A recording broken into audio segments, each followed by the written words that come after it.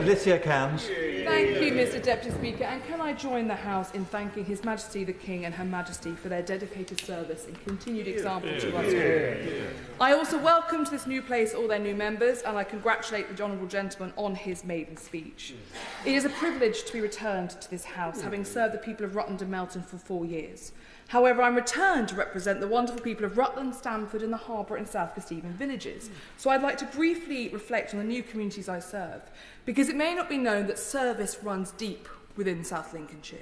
In World War II, our communities on their own raised enough money for a Spitfire to fight for our country.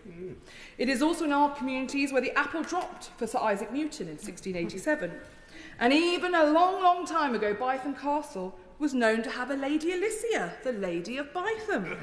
I suspect I shall not be getting this title. It is also home to Eastern Ward Gardens, a place that President Franklin D. Roosevelt described, I bless you all, President Franklin D. Roosevelt described as a dream of nirvana, almost too good to be true. So it's no surprise that Stamford's Honeystone streets, whose patterns have essentially remained the same since Saxon times, often grace the pages of the best places to live in this country. It was also the filming site for Pride and Prejudice, the Da Vinci Code, Middlemarch, and most recently, Grimsthorpe Castle's home to Bridgerton. Somewhat uniquely for a parliamentary seat, Rutland and Stamford sits across 3 counties, Leicestershire, Rutland and Lincolnshire, so I have my work cut out for me. But what unites us is the rural landscape and traditions we share, our rural way of life embodied in the fields, farms and natural environment we are blessed to inhabit, and we hope to bequeath to the next generation. But protecting our green and pleasant lands is not about sentimentality. Our rural environment is the true workhorse of our country even. Lincolnshire and Rutland alone produce 30% of the UK's vegetables, 18% of our poultry, 30% of turkeys and 20% of all English wheat. We are the agricultural super producer of our country. And yet the King's speech offered very little for us. In the same vein as the Labour Party's manifesto, which did not mention the word rural even once, it continued by ignoring rural concerns and rural communities, ignoring farmers, and it has put forward a different approach for development, setting out a centralised powers for Westminster to impose projects onto the countryside, stripping away the voice of local people. The consequences of this approach were apparent last week when the Secretary of State for Energy imposed 3 mega solar plants on communities, 2 of which sit within Lincolnshire and Rutland. Now, during the last Parliament, I consistently opposed the Malapar solar plant and was dismayed to see the Secretary of State wave it through after only 3 days on the job. Yesterday, he referred to himself as a super nerd.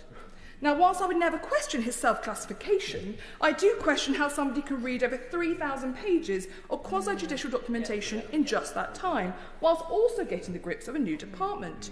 Explains perhaps why he missed or ignored the fact that even the planning inspectorate told him to turn down one of these applications. Now, there are well-documented links between Uyghur forced labour and the primary developer behind Mallar Pass. Labour has said they want a renewal in public life and a focus on public service. But I ask where the sense of duty is to responsible and considered governance when we see decisions made through that are frankly being made for a propaganda announcement to Labour to make with what they've done their first 7 days. Decisions that solely affected Conservative voting communities. Yeah. Together, these 3 solar plants will remove 6,000 acres of good quality agricultural land, the land which feeds our country and powers our nation. But I wish to delve more into the issues of slave labour. For years, I have spoken out against what is taking place in Xinjiang. This House, including the new Secretary of State for Energy, voted to declare what's taking place as a genocide. In opposition, Labour promised not only if they became the party government would they declare it formally a genocide as a government, but they would take the Chinese government to court. I look forward for updates on this activity. Yet in government they have decided to carpet our countryside with solar panels produced by the blood of Uyghur slave labourers. The company behind Mallar Pass, Canadian Solar, was found by our Foreign Office to have the highest complicity in Uyghur forced labour. It is sanctioned by the US government for its ongoing campaign of repression against Muslim minority groups. A company who rang my office and asked what I wanted for me to drop my opposition. Is that a company we want operating on our land? So I ask, on behalf of his colleague, the Secretary of State, I will happily give way. I thank my little friend for giving way, and can I congratulate her on her speech, but also say that I think on these benches there would be fulsome support for measures that looked at the supply chain for solar panels and made sure there was not slave labour in them. Would she agree with me? I agree entirely. I thank my right honourable friend who has always been one of the greatest advocates for tackling slave labour within this Parliament. She has an incredible history behind her. So I ask on behalf of his colleague, the Secretary of State for Energy, will the front bench now apologise to the 32 slave labour NGOs who opposed the Mallat Pass? Will he apologise to the British people for signing over thousands of acres to prime agricultural land to such a company? And will he apologise to 3,400 people whose petition I presented in this place, the highest number of wet signatures ever presented in this Parliament? And does he accept that the loudest statement made last week was not that we stand full square behind renewables in this place?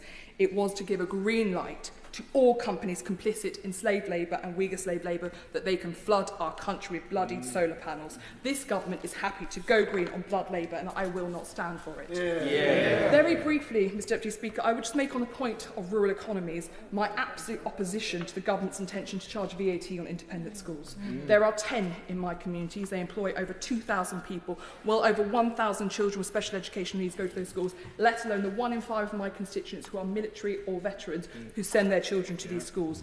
This is ideology and dogma. There is no plan to support our comprehensive schools. Who will have to support? I would very happily give way to the Honourable Gentleman. The Honourable Lady is making a very fine speech again and highlighting an area where not only is she talking about pressure on those families but also any other family who will then see those children going to the state schools in the area. Would you like to comment on that?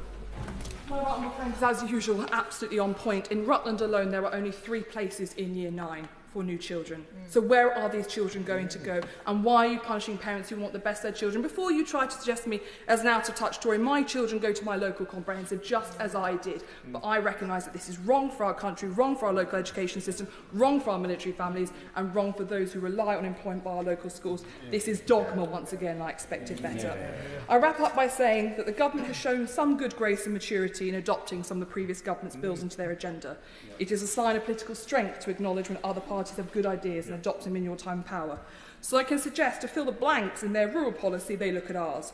£1 billion increase in farming budget should be announced over the course of this Parliament. There should be reform to planning rules to support farming infrastructure. The introduction of legally binding food security targets should be absolutely the heart of what they do, and they should recognise that rural communities contribute so much to our communities.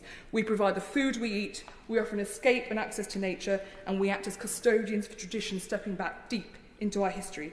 I will work every single day for my communities, and I hope the government will see sense to do the same.